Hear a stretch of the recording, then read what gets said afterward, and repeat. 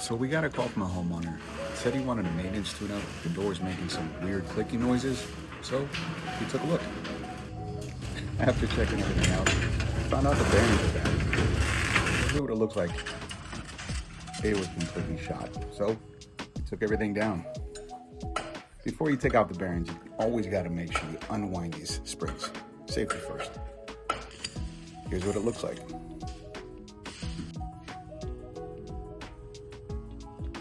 Now we're going to install some new springs, some hardware. Homeowner wanted to make sure absolutely certain that the door was safe and also reliable.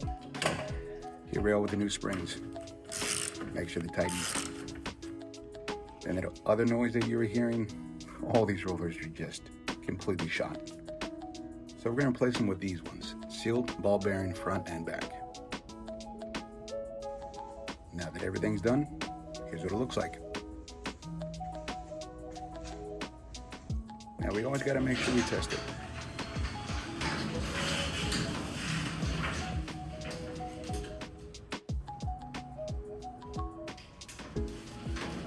Okay, and that's it. It's all working.